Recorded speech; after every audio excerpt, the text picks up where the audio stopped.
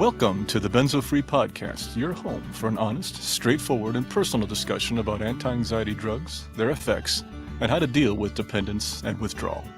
Whether you have taken benzodiazepines, Z drugs, or any other tranquilizers, know someone who has, or you just want help dealing with chronic anxiety and insomnia, this is your podcast. I'm your host, D.E. Foster, author of the book, Benzo Free, The World of Anti-Anxiety Drugs and the Reality of Withdrawal. I'm so glad you joined us today.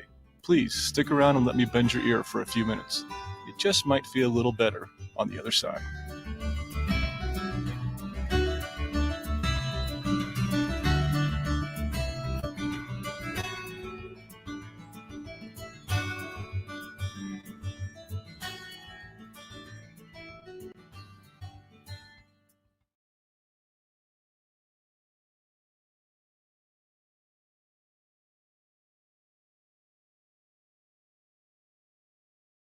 And hello there, this is D. I was talking without the mic on. See, that's a good way to start. This is D, and welcome to the Benzo Free Podcast. There's going to be some technical glitches on our show tonight because that's what we're going to do. I haven't done this in a long time, done a live one, so I apologize for any of those. If you're out there, you can go to the live chat and add a comment. I would love to hear from you. Also, to know that the live chat function's working would be good too. And yeah, I think we're good. So I think we got, okay, there's Pam. Good. Come later. I surprised, that was a little teaser of what's coming. So it's also me not knowing what's going on here as far as the technology goes, but hopefully she can hear me and everything else. But I just want to say hi. So let me do a couple intro functions here and then we'll get moving on. Like I said, if you do have the live chat on YouTube and you're listening, please let me know you're here. Oh, I see some people. Way to go. I see Winnie and Ed. Great to see you both. Thank you for letting me know that you're there. This is excellent. Let me do a little intro here. I'm going to do kind of the intro that I normally do and talk about a few things, and then we'll kind of get to the rest of it. And so when you have questions and comments, feel free to put them in, but actually that's going to be like the second half of the podcast. So anything you comment now is great. I love to hear from you, but after the second half, I'll really be looking for them and trying to pull some of those in, and we'll be talking with you all. I'm D. I've told you that before. If I'm not looking at the camera, it's because I'm looking at the script or my technology, and I'm going to have to get used to that over time. Welcome to our live broadcast. I was thinking about how to move forward with the podcast, and we did a couple live things way back when, but I haven't done them in a while, and I thought we were due to do a live one where we could actually hear you and talk with you and get more people involved, so it isn't just about me. So I decided to do a mailbag episode, and this is that episode. We're going to talk about your questions, your comments, your concerns, because I've always said this, but this is your podcast, and I want to make it even more so going forward because that's what this is about. So thank you for coming, and I'm so glad you're here. By chance, anybody who has tuned in, I see that there's already a few here. In my script, I said, in case anybody actually logs in, you're here. So I don't have to say that.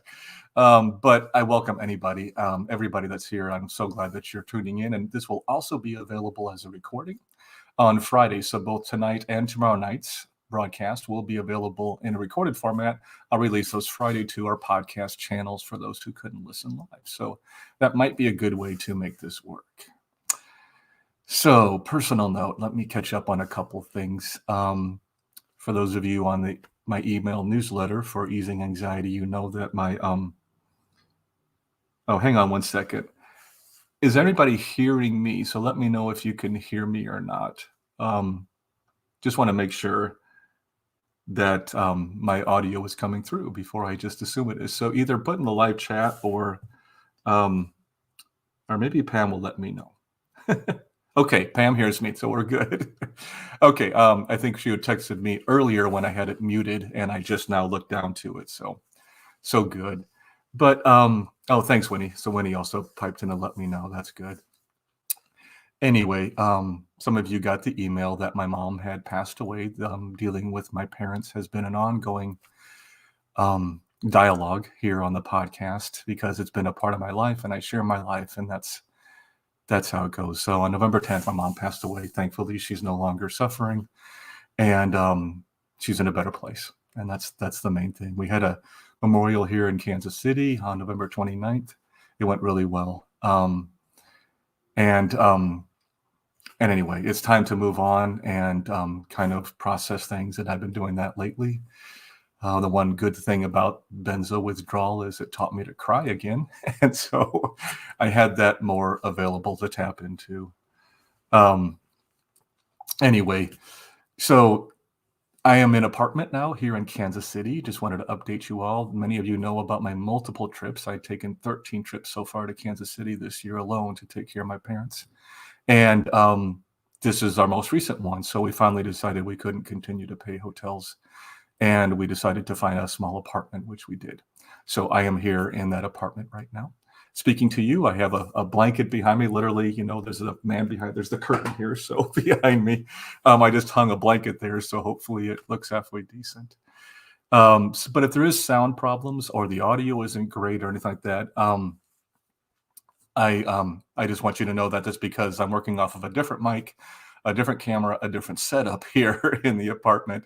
But hopefully it all comes through well, and I'm so glad that you're here and listening. I want to talk about a couple more things. Let me see if I can do this. Got to use the technology and see if we can make it work for us.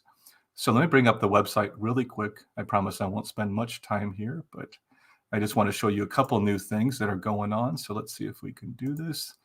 Can we? Yeah, there we go. One click, another click, and okay, so we should be there. Hopefully you can see that now on a split screen with myself. So I just wanted to mention the website I've been working on. Actually, I was working on steadily until about a month ago, but with everything with my folks, that kind of got put aside. But you can see here is the special event is on the website listed. And we have a new section, and this is the reason I wanted to bring it up. Here's the new homepage. It's more simplified, more streamlined. We have everything here is post-based, and you can find things quicker through the search bar than you used to be able to. Here's the featured content. But we do have the one thing I've added is I've added the benzo info for those of you who knew our old website at benzofree.org. This was actually all on there, and I hadn't transferred it over. So I have transferred it over to Easing Anxiety now and cleaned it up, and we streamlined it and made it all, again, post-based. So again, there's a quick search here bar at the top if you're looking for benzodiazepine information. And then we have some key info categories down here. We have basics of benzos, of withdrawal. We have a whole section on the Ashton manual and links to the manual, withdrawal symptoms, the types of benzos, and a glossary of terms. So you can click on any of these, get more information. You can also search for any topic within these, and it will pull them up just like anything else. So say you're looking for some information on perception symptoms, we can come in here, do a drill down, get more information. Hopefully this is going to help people get more resources, more info, and what they're looking for. So I'm hoping that helps a lot. We also have our other content on here. We have articles that we posted before, and I'm hoping that we're going to get some people helping out with writing really soon. In fact, I've already had a few people offer and had to tell them to wait till January, but we're going to get that stuff going. So the articles, I think that's a key part. And if we can get that blog going again, that'll be great. I just haven't had the time. Our podcasts are posted here. We have stories, the stories of different people. I've tried to post most of the ones that we've shared on the podcast on here, but they're all searchable, like I said before. In fact, you can search for a name if I wanted to search for, and I'm doing this on purpose. If I search for Pam in Louisiana, here comes Pam's story. And there's a reason I'm bringing this one up, because Pam is actually going to be doing a benzo story live for us today. And she is actually here waiting in our waiting room, and I'll bring her here in a second.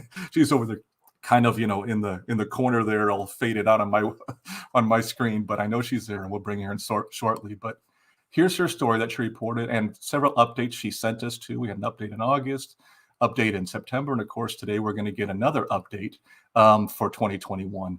And so, but just so you know, if you go to the website, you can see more stories, and I want to add more there. We're going to collect more of those. We're just trying to increase the content as we go along. Of course, we do have resources on here. for all the different things you're looking for, suicidality, anxiety, benzos, and about us and contact, all that kind of stuff. So I'll close out that. Enough of that. But I wanted to bring back my script so I don't forget something here. Our format today, just so you know, closing out our introduction here, that's our start. We are going to have a Benzo story live. That'll be our first section up, and that'll be Pam from Louisiana. She'll be talking. I'll tell you a little more about her in a second. And then we're going to go into our Mailbag Live. Our Mailbag Live is a version of our Mailbag. I've already put aside some of the questions and comments that people have, sent in to us through the feedback form and through our YouTube channel. But if people submit them here on the comments, I will actually go to those first. So because that would be live and we can actually do some of that. So those are to fill in if we don't get enough requests coming from you all who are watching. So I see a few more people have come. I see Ed's on. We got, Cheryl's on too. Wow, thanks for commenting in and letting me know you're here. This is great. I do need to cover our administrative stuff real quick. Don't forget you can comment on here. This is a live chat, so just go to live chat. But you can also comment our videos once they're posted. Let us know on our podcast posts. Go to our feedback form at easinganxiety.com/feedback. In fact, let me make sure. Hang on. I should be able to do this. Yes, see how cool that is? Okay, there's our website. Go to easinganxiety.com/feedback if you'd like to give us feedback. I love hearing from you, your questions, your comments, your concerns. That's what feeds this whole channel, and we're really going to build that up again here shortly. And while you're there, please don't forget to subscribe to our mailing list. That's where I do directly notify people of things that are available, new videos, new podcast episodes. And of course, if you have a chance and wish to donate to our channel, that is also a big help, and I really appreciate that. And of course, I have to just say this, and let me bring this up too. There it is. The Benzo Free Podcast is for informational purposes only and should never be considered medical advice. I'll try to make sure I get the disclaimer at the end here, but I want to make sure that everybody knows that going forward. Okay, so back to our comments and everything here. Okay, those are looking good. So let's move on to our first section today. Let me introduce you to Pam. I'm going to bring her on screen if it's okay with her. Let's see here. Hi. Pam. Hey, Pam. How you doing?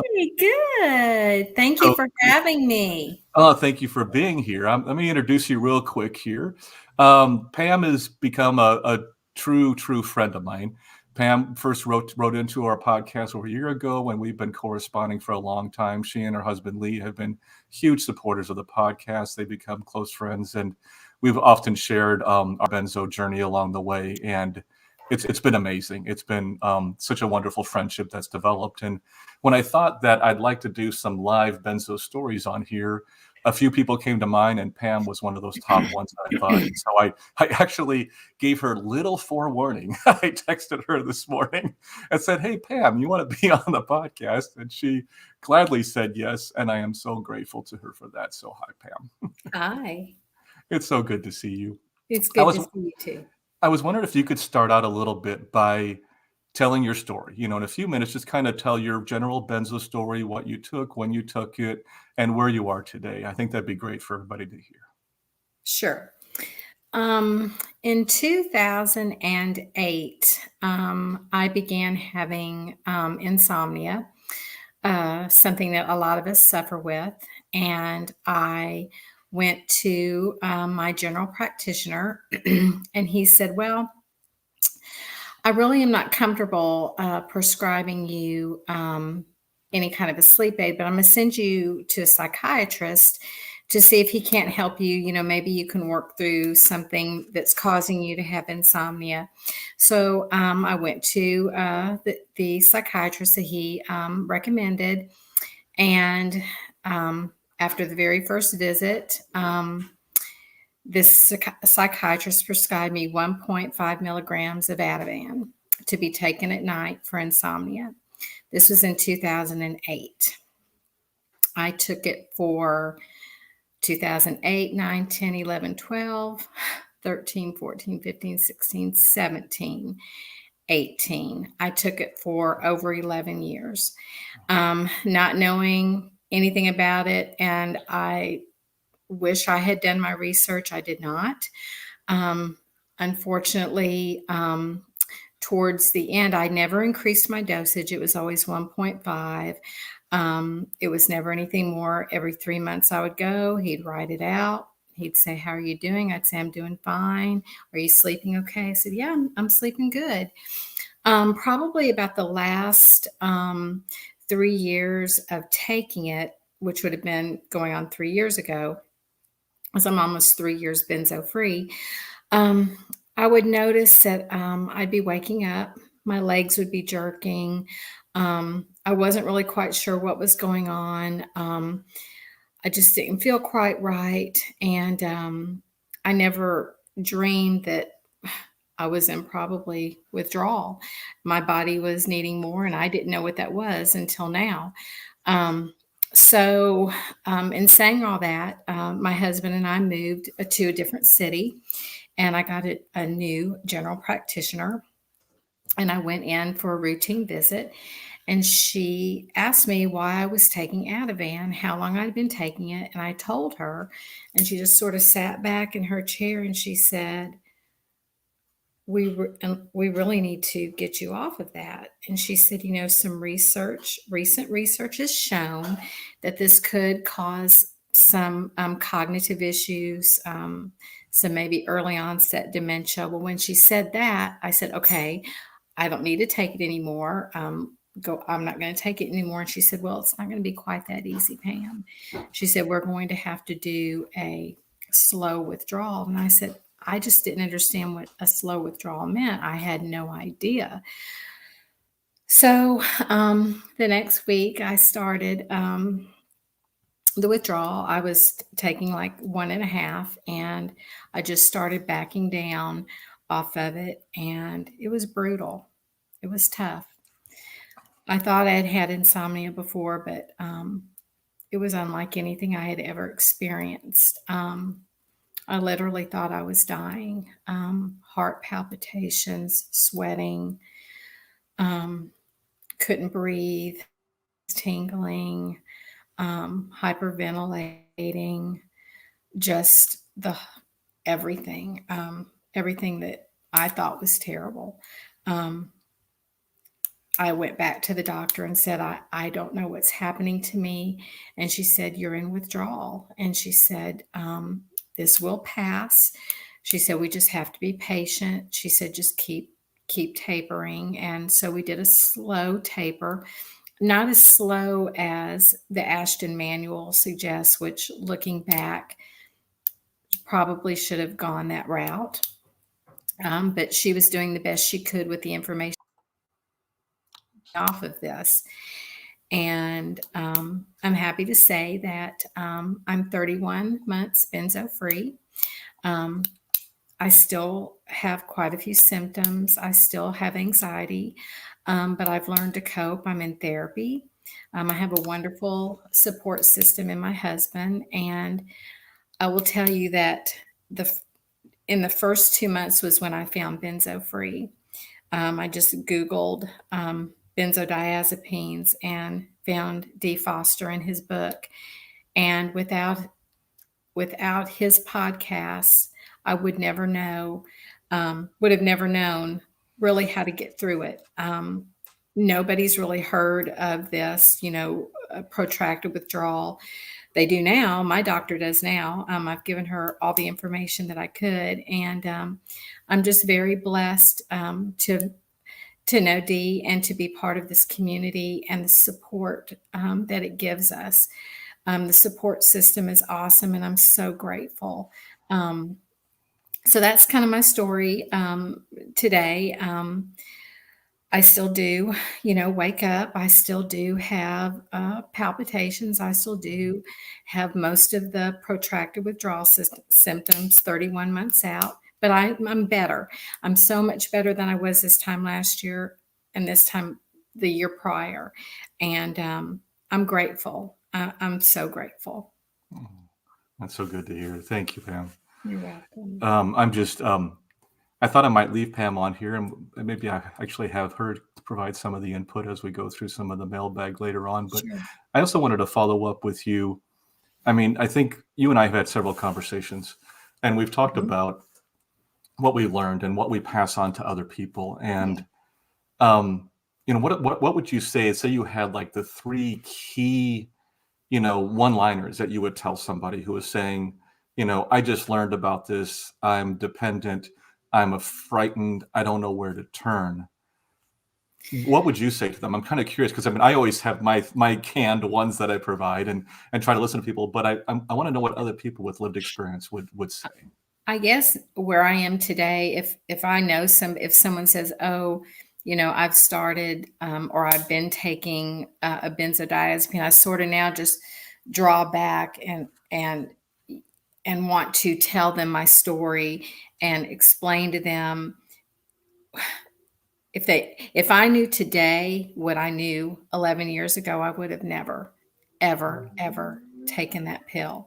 I just didn't know. I had no idea. So I would, if I knew then what I know now, I would say, don't do it. I would say, find a good support system. You can do this.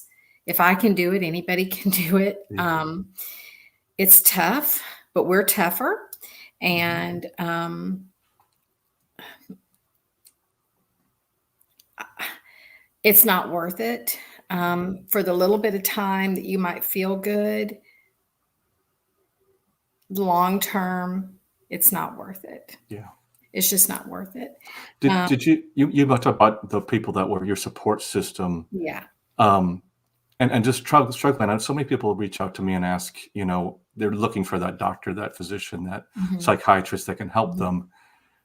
One of the things I try to pass on to them is that, it doesn't have to be what we would call benzo wise, benzo aware, or whatever. But do you agree that somebody who's willing to work with you, even if you have to educate them, like you said that you had? Oh, absolutely. My best friend, when I have called her in the middle of the night, she has been amazing. She has walked through it with me as well. A friend, a neighbor, a minister, somebody that you Yeah. trust that you could, because you're not alone. I mean, none of us are walking alone in this. There is somebody out there that will walk with you if you don't have a spouse, a sibling, somebody. Just reach out and ask. Yeah. Yeah, it helps a lot. It's just we have to look for that support. We can't do. I mean, people do this alone, but it Yeah. shouldn't be done alone, and it makes No, it it life so much shouldn't. harder. It Yeah. shouldn't. Well, thank you. I'm so You're glad welcome. you're on here doing the Benzo story. You're I'm welcome. going to pull myself back on screen, but I'm going to Okay. keep you around, I'm and that here. way, as we get some Q&A or start talking to some of the people listening, we can all Okay. start that discussion. Great. Great. Thank Thank you, you. Dee. It And was sorry if I, let me remove. Okay, there we go. Sorry that I was dropping Pam off there during it a couple times visually. I was still figuring out my buttons. So this is the time that we're going to move into Mailbag, and this is going to be our conversation. And I'll also pull Pam in now and then as we get some things. But I wanted to see what questions you might have. And as we do, I thought I'd also pull some from our lists. And actually, one of the ones that I saw on here, let me pull that up again. I had some that I prepared for this. TP actually from YouTube asked not too long ago what my current symptoms are. And just as Pam had said, um, I get this question a lot, even though I feel like I answered it way too many times. But um, my symptoms actually are better now. I'm having a lot of emotion now, of course, because of the loss of my mother and other things that are going on. But I'm not at a wave, which is what's surprising. I was when I was dealing with the stress of taking care of both my parents more so. But that wave has subsided, thankfully, and my symptoms have been mild to mostly non-existent recently, and that's been a really good thing.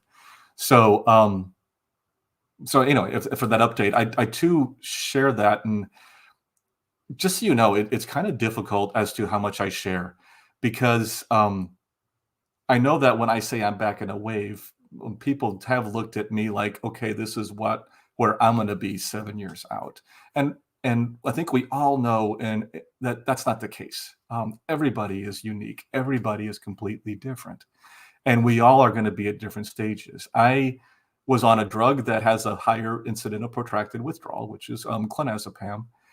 I took a fluoroquinolone during my taper, which was not good, and I should have reread that section of the Ashton manual, but I didn't. I updosed during it. I have ADHD, so I have a lot of things that complicated mine, and there's so many other factors we don't even know about. So looking at somebody else and thinking that's going to be me is one of those things we just can't do. So we need to be very careful of looking towards that. So, but when I do get into good news, like a wave has subsided and I'm much better than I was, which I am most of the time, I also want to share that with you all. And regardless of what's going on right now, I'm really glad that I'm doing better. So this is a good time. If you're out there and you would like to bring out a comment, question, or whatever, we're going to start covering those. And I am going to share a couple that we have written here, and we will just see where it takes us, because that's what we do. This is from Kathy in Colorado a little while back. Let me do that one, and then and if you get a question during this time, please pop it in the chat room and we'll jump on those. Kathy was talking about CBD not too long ago. She said, I just read a small study that said that CBD can help with Valium withdrawal. They said it looks promising, but more research is needed. She'd been on Valium for 14 years, and it was prescribed for pelvic spasms. Excuse me. She said she is currently on 4 milligrams a day, and this was a little while back, and couldn't lower her dose without getting very ill. And she said more about it. She said her psychiatrist wants to work with her using CBD to help with withdrawal symptoms. And I thought this was a good question. Now, I haven't done a lot of recent research on this, but I did a lot at the beginning because I had the same question. And I even covered this in my book somewhat. I live in the great state of Colorado. Actually, most of the time right now, I'm half in Kansas City. But when I'm in Colorado, we have access to CBD, which most states do, but we also have access to THC and combinations of, and so we're pretty open there. I did try CBD repeatedly. I tried CBD with a little THC at times. I didn't find a lot of benefit for myself, and I was looking for a direct correlation to my symptoms at the time. But that doesn't mean that it can't work. That doesn't mean it doesn't work. My philosophy, and this is, of course, everything on here is my opinion, you know that. But my opinion is take as little as needed. And that's about everything. Supplements, other medications, anything else outside of, healthy food, I mean, balanced diet that you're putting in your body. Take as little as needed. If you need other medication, or I was talking with some people about SSRIs earlier. If you need that, great. But take it only if you need to. I think one of my goals is I wanted to let my body heal as naturally as possible. Just my opinion. I am not a medical professional. I've said that many times, but I had in my mind that I wanted to let my body, let my GABA receptors, let everything heal. And it just takes time. CBD, THC, alcohol, we talk about, should you drink or not during withdrawal? And other supplements like, we talk about gabapentin and some other drugs and stuff like that, or pregabalin and some other ones. And my theory is, I don't know if those are delaying your healing. Are they getting in the way of your healing? If they're affecting the same receptors like alcohol, what is that doing to the healing of those GABA receptors? Again, some studies have shown that there's some problems there, but they show, a lot of different things. And as far as the other supplements, we don't have that research. But it's something that you need to take a look at. And for me, it was always, I tried to heal as naturally as possible, but I did need help at times. I took an SSRI for a little bit during my withdrawal, but then I came off it as soon as possible because I didn't want that complication. So that is, that's going on there. So that was a question. I don't know if Pam has anything on that or not. Pam, do you have anything out there? See, I told you I'd ask you. About what? About CBD? Theories on actually just CBD or anything that is adjunctive when you're withdrawing. Other medications, other supplements, other drugs, anything that... I actually started really exercising a lot and really just cut a lot of sugar out of my diet. That seemed to really help me. Just even with trying to get some sleep, I really cut back on a lot of carbs and just walked and ran, even if I just could walk. I mean, even as tired as I was, if I could just walk. So exercise played a big role for me in my ongoing recovery. Great. It looks like we are getting some comments here. Winnie did pipe in. She said you should get your genes tested to know whether or not your body can process CBD, THC, and other drugs. And I think that's a great point. We need to know whether or not some people don't respond well to CBD. Some people don't respond well, especially to THC. People don't respond well to alcohol. Some people don't respond well to other supplements. I had strong reactions to some of the supplements that I tried taking. So I don't know if you had similar reaction, but let's see what else we got here. I saw, we got Jean, she wrote in. I'm leaning into the camera because I'm trying to read people's comments. Here's a question. Okay, this is what I'm looking for. So Gina wrote in and said, I wake up every night at about 3:30 a.m. and can't get back to sleep. Do you have any recommendation? Oh, I like this one. Okay. Thanks for bringing that question to our attention, Gene. I appreciate that. Insomnia, it's probably one of the big 4 or 5 of benzo withdrawal. Anxiety, memory, cognitive dysfunction, insomnia, it's right up there. I dealt with it. Most of us have dealt with it over time. And it's tough because when you're not sleeping well, you're also affecting all your other symptoms. Kind of like with anxiety. When anxiety spikes, your other symptoms spike. But when you're not getting enough sleep, your other symptoms also have a tendency to spike. You want that sleep so that your body can heal and you can adjust to things that are going on in and around you. So what do you do for insomnia? Again, there are a lot of tips and tricks you can try. And I tried a lot of natural ones. I did take, so what is it, dexahydrine or whatever what am I thinking of? The antihistamine drug, the one, Benadryl. I took that occasionally to sleep because I had a period of a few weeks where I wasn't sleeping and I just needed to. And I took that for a while. But also with that, I decided to stop taking it. I didn't want to go too far with that. For me, I tried as many natural ways as I could. And that was reducing screen time, especially before bed or during bed, because that blue light, it can keep you awake. Exercising throughout the day, having a busy day, having a full day, things that tire you out can really help. Don't eat too close to bedtime. Having a what they call a bedtime hygiene or bedtime regime can be extremely helpful. I'm seeing a lot of people piping in here, so maybe I should get some other feedback of how other people are responding to it. That was a question there. Hi, Gene. Here we go. Let's see what Ed came in. So Ed says, I had the same thing for several months myself, 38 months off now, and it does get better and better. I only have it happen every couple of weeks now in the wave cycle, if that makes sense. And it does. I think that's great. Thank you, Ed. My main thing that I try to put out there when I'm talking about insomnia is accept it. And that's kind of with everything in general, but it is accepted. I can hear Pam in the background kind of nodding on this one, but you got to learn to accept it. Fighting it and having anxiety about insomnia just creates more insomnia. That's right. So when I don't sleep, I will try a few different times. If I can't, I will get up and go do something. I'll go work, I'll go for a walk or whatever, and I will come back. It will return. Like Ed said here, it does come back, but you also have to stop fighting it too hard. And that's hard to do. Pam, did you have some to add to that?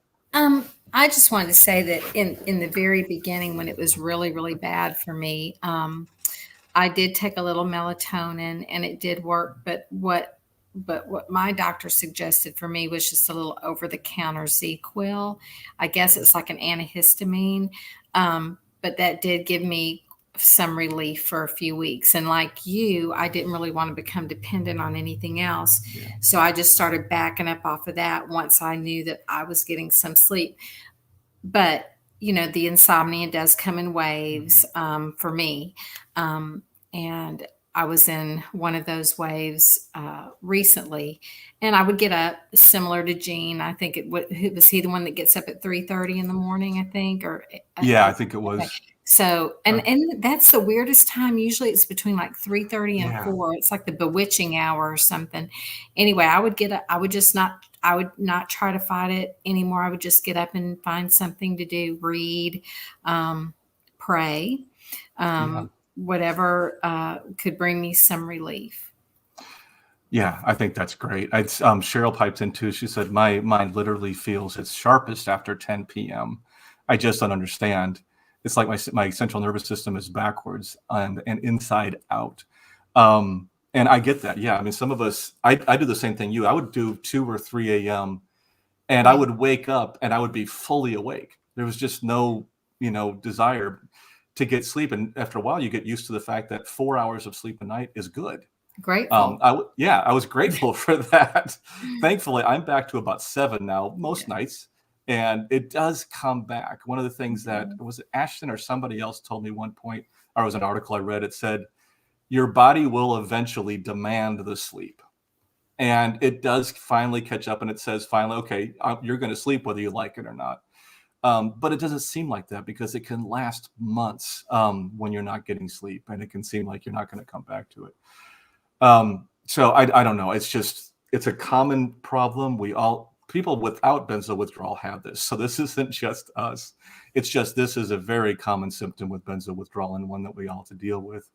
But I always just try to find a lot of different things you can do, and that is focus on natural methods. That's what I prefer to. But sometimes I need that medical help along the way. So let's see what we got here.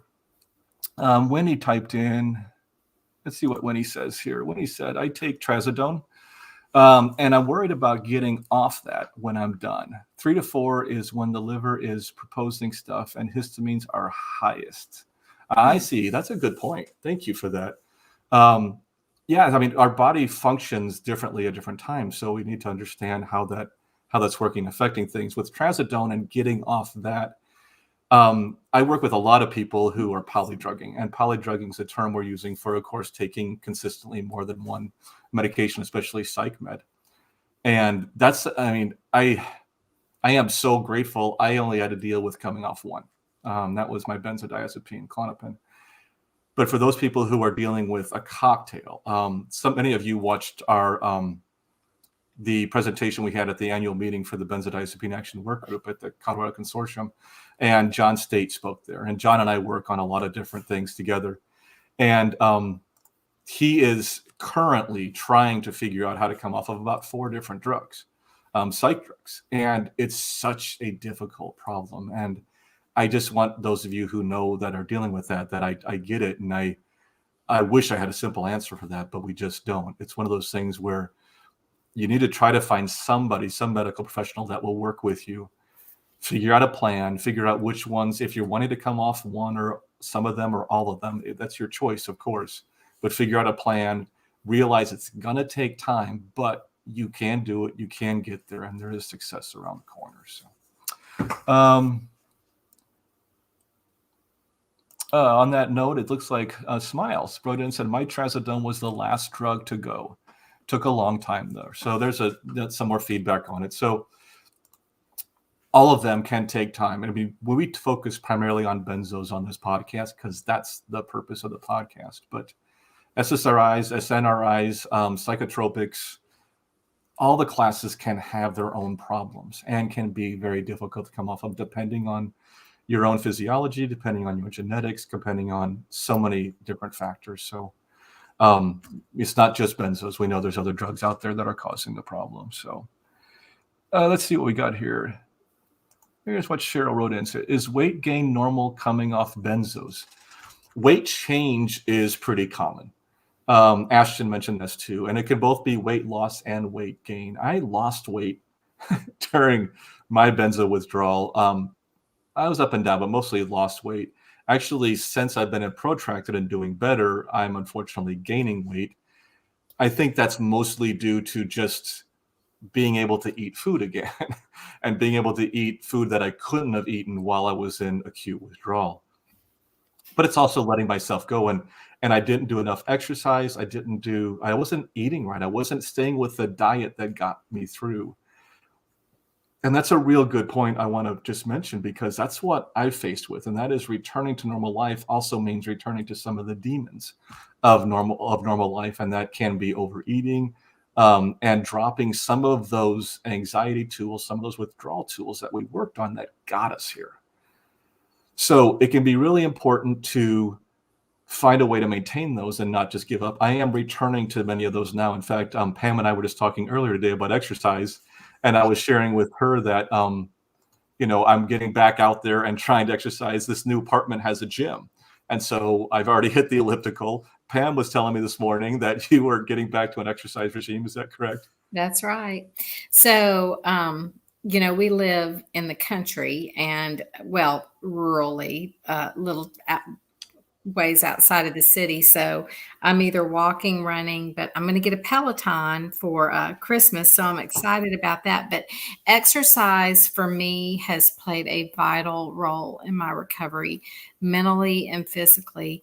I felt like I didn't lose weight. If anything, I felt like I may have gained a little bit of weight in the last couple of years. So for me, it was sort of the opposite. I don't know if that's because everything felt off for me, or because I'm a female. I'm just not sure why. But but exercise did play is and has played a big role in my Yeah. recovery. Oh, great.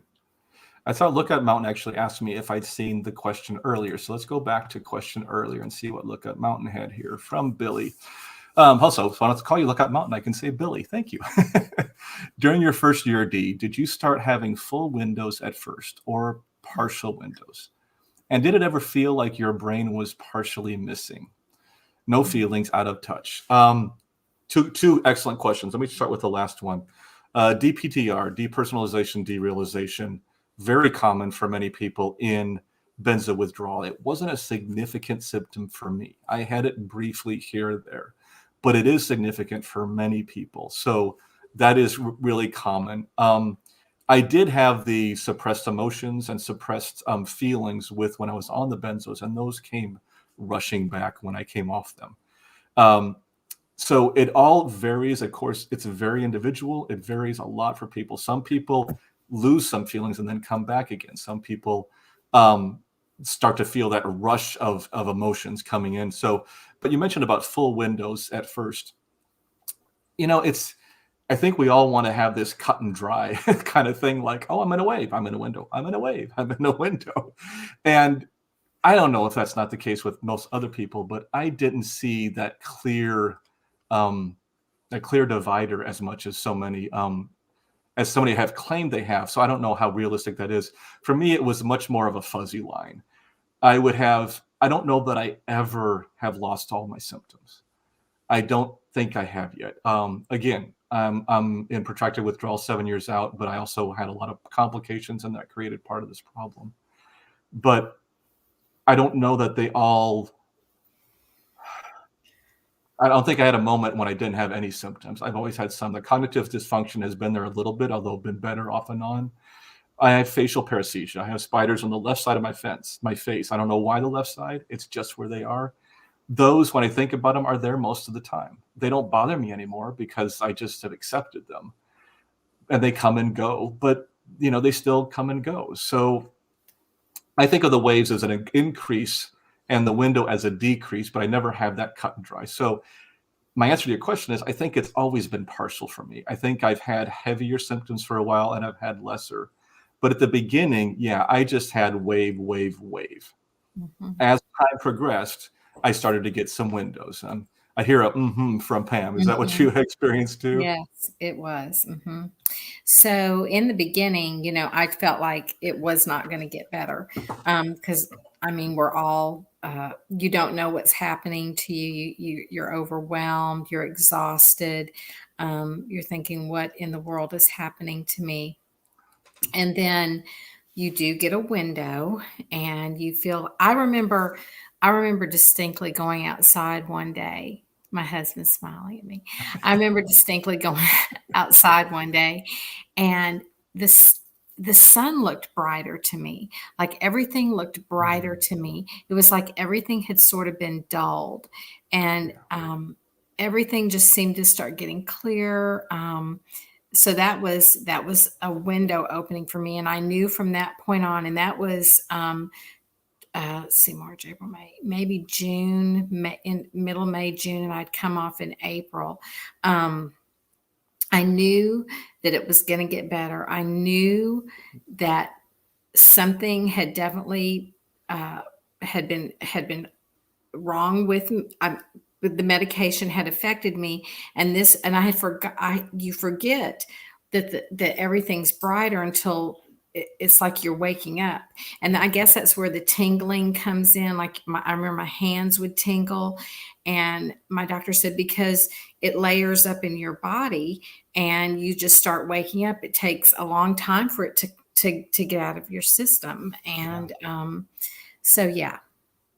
Yeah, I agree. It does. It's is a very slow process for most of us, and we just have to give it time. Yeah. Ed had a good question here. Let me jump off with Ed here. He said, "Does the tinnitus ever go away? It is always there for me since I started my taper mid 2017. It goes away from time to time, but when my waves come on, it gets worse." Tinnitus, another one of those very common symptoms, as most of us know, of benzo withdrawal. I had it. I still have it. I had 3 types. I have the overall white noise in the background. I don't remember that I had this before benzos, but I may have. But I still have that all the time. I have occasional piercing, which is that sharp note, that sharp tone that hits, and then it kind of sometimes abates. And then I also have sometimes a pulsing one. I don't have that anymore, but I had that during my withdrawal, and it was like to the rhythm of my heartbeat. I would get this, sound, and I just figured maybe it was my heart somehow, one of my veins or something, or arteries, near the canal or something, and I was hearing it. But a lot of my tinnitus has gone away. I have, but I still have it occasionally. I still have the white noise in the background, and I still get sometimes the piercing, but it's not as bad as it was. But I think, again, it's individual. I think with most of the symptoms, and I would just say this across the board, most of the symptoms of benzo withdrawal, they get better. They get better with time, and they do go away entirely. I have many symptoms that have gone away completely, and I'm so grateful for that. So I think with each of us, it varies. Let's see what else we got here. Okay, I'm going to have to break down. I was going without my glasses, but I'm trying to read the comments. There we go. But the reason I don't wear my glasses when I'm doing this is they often are reflecting. See, if I have this, I have my camera, and when it's on bright, you see how it has all the circles on my glasses. So when it's like, so I have to turn it off when I have glasses on because of reflections. And I can see comments. This is cool. So many of you written in. Let's see. So Shaya or Shaya, I'm sorry if I got this wrong, commented on the weight gain. She said, "I gained a lot of weight being on Benzos, Xanax, and then Klonopin for many years. I think over 10 years, coming off now 3+ years, lost around 80 pounds, 260 down to 180, still struggling healing." Congratulations. That's amazing. That is great to see that. And I know we all have battled with that. I'm trying to figure that out too right now. So let's see here. So Smile says, "Healing is ever slow." Let's go over here to Smile. So healing is ever so slow. The brain heals in its time, not ours. Patience is key. And love yourself every step of the way. I can't disagree with a word there. That is an excellent message and an excellent advice to put in there. We have to realize that this is a long process for some of us, for most of us that are here on this podcast. It takes time, and finding that acceptance, finding that love for yourself, finding that love for the people who are supporting you, love for anybody, just finding that positive energy to keep moving forward, I think does more good than anything. Attitude is everything in benzo withdrawal. I wish it was something that was simple to fix. For most of us, trying to find that positive attitude is very difficult, especially when we're in pain. This has been carrying on so long. Winnie piped in back on the tinnitus conversation, said, "I got tinnitus and hyperacusis from a CT scan. Pulsatile tinnitus is vascular nature. See, I was thinking it might be Winnie. Thank you very much. I was wondering about that. And maybe I should ask my dad's doctor when I go on Monday. I'm taking him to a vascular specialist. So maybe I'll ask that doc while I'm there, if they don't mind if I ask those questions as we go in. So, but yeah, it affects us so much. And I've talked about this before with each of you, with many of you on this podcast, but this affects our central nervous system, which includes our brain and our spinal cord and most of our nerves. It affects our peripheral nervous system. Via those pathways, it affects everything. And that's the thing that we have to kind of get into our heads, is that there's a reason why we have muscles locking up. One, benzos are usually good muscle relaxants, and when we take them away, we're locking up. Two, it's our nerves that not only send the messages to our muscles as to how to behave, whether or not to cramp or lock up, but also how to send the pain from them back to us. So many things operate via our nervous system. And when that's been damaged, as it has been in long-term benzodiazepine use for many of us, every system of the body can be affected. And when you look at it from that lens, when I look at our symptoms through that lens, I find almost everything makes sense. It makes sense why we have so many symptoms. So it makes sense why they're so varied. It also makes sense why it can take a while, because the nerves take a while to heal. We have adjusted our GABA receptors and other parts of our nervous system over time, and it's going to take us a time for that to heal too. So let's see what we got here. As you know. So Winnie added that, as you know, Dr. Rofa found that benzos act on veins. I'm thinking it's act on veins, which is why people get POTS, just like I have. Yeah, I'd heard that too before. And it's one of those things where we kind of have to, there's so much information coming at us, and it's so hard. I don't share sometimes the things that people send to me about, hey, I found this treatment worked, or this doctor really helped me, or hey, we now know what's causing all of this. It's this. Only because I'm always trying to get evidence. I'm always trying to back it. I'm trying to get it from multiple sources. And many of these things are that, and I'm trying to share them with you as they come through like this. But a lot of times we just don't know. So when I get stuff like this from you all, I try to put it aside. I look for more resources feeding it and try to get the information to you as best as I can. So let's see what Shaya, I'm sorry if I mispronounced that here, said. She mentioned, I have isolated for many years. My cognitive abilities have been extremely weak. I could hardly think and talk. I am really thankful to be able to watch and partake in this live podcast. Thank you, Dee. Thank you. I am so grateful to have you here, and everybody who's tuning in. I think it's overwhelming. It's hard to think of a better word for severe benzo withdrawal than overwhelming. It takes over our lives. I'm going to bring who up on this as we talk about it, because I know she will agree with me. But Pam has seen this too. So many of you out there I've worked with, not just recently, but for years after years after years now. The podcast has been going on for 3 years now. I wrote the book back in fall of 2018. It came out. So we've been doing this for a while, and we're in it together, and it takes time. Pam, you got some on that? Oh, hang on. Pam, stop for a second. I had you muted for a second because there was background noise. Let's try it again now. I just wanted to say that a lot of times you feel alone, and you don't think that anybody could possibly know what you're going through. And then I myself are seeing all these, these wonderful people on here, these brave men and women that are telling their stories. And I applaud you. I applaud you for having the courage to get off of this drug. These drugs are horrible.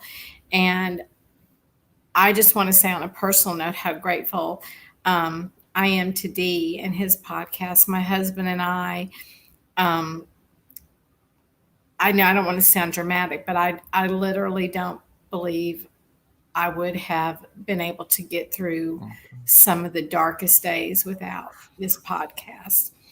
And we're just so grateful. Thank you. Thank you, Dee. We're just so grateful. And I would not be here still doing this without people like Pam and Lee. We just will continue to support you and just do what we can to get this information out to these wonderful people so that they can have a life free of this, because it's like a little prison. You don't even realize it, but you sort of live your life. You have to get to the doctor. You have to get these things. You got to make sure you get to this appointment. It is like a little prison. And then when you're free of that, it is just amazing. It is. Yeah. So, and also, Winnie, that's so funny you're saying that, because we turn Dee on literally every night. That's our sleeping pill. My husband will say, don't turn him on while we're driving, because sometimes I'll say, I want you to listen to this podcast. He says, no, we can't go to sleep. But I'm telling you, every night. So he is very calming, Winnie. You are so right. I thank you both. We love you, Dee. God, I love you all too. I've heard that from a few people, and I cringe at the thought that somebody falls asleep listening to my voice. But I am so grateful that I could help in a little bit. I just get it. And I saw that Cheryl also added to the whole prison concept, and that it is a prison and we only have the key, and that's why it's so much harder. And I think that's an excellent way to close this out. So first of all, I'm going to say sayonara to Pam. Thank you, Pam. Thank you guys, all. Thank you so much for being on this today. You really added a lot to this. You're welcome. And we can all do, we support all of you. And Dee is a wonderful source of information, and he will communicate with you. And I'm just so grateful. So good night. Yeah, thank you very much. You're Okay, welcome. I'm gonna close this out here, and just let you all know that don't forget, we have part 2 of this for those who want to come on. We have that tomorrow night at the same time, so that'd be 8 p.m. Eastern time, 5 p.m. Pacific. And I really hope that some of you will come back for that, and maybe some new people would. We're going to do the same kind of concept. I'll have a few things to talk about at the beginning, and then we will move right into some mailbag. And let me know what you thought about today. Was the live podcast a good thing? Was having the live story on, like having some of you on, like Pam on this show? And trust me, I'm going to have Pam back at another time. I think she's fantastic, so this won't be the only time you see her. And I just want to know, we're always looking for ways to improve this, to make things better. I have a few of you who reached out who said you want to help write articles. Some of you have said, what else can I do? Like I said, I pushed a few of you off until January because of the family stuff I've been dealing with, but I am excited to get back to that and get that going. So, I just wanted to try this and see what happened. We're doing it for 2 nights. I hope you join me next week. I do need to mention real quick, I'm just going to say the disclaimer basically, but please remember that this podcast is for informational purposes only and should never be considered medical advice. I am not a medical professional nor psychological professional of any kind. I'm just a person who has been through benzo withdrawal, done some research on it, and everything here is my opinion, and anything spoken from Pam or anybody else is also their opinion. I just want to make sure that's clear. If you need more information on our disclaimer, please visit our website at easinganxiety.com/disclaimer. And I still see great comments coming in. Thank you all for talking with each other and sharing help and support for each other and for this podcast. I am so excited. I think this went well. I'm looking forward to tomorrow night. And I just want to wish everybody a good night, a restful night, a good night of long sleep with no symptoms and not waking up. I don't have a moment of peace to close out here because this is a live production, but don't worry, we will get back to those too. You know the moment of peace. You can do it yourself. You can start now with taking a deep breath in, and you can go from there. But I just want to tell you all to keep calm, taper slowly, and take care of yourself. I'll see you next time.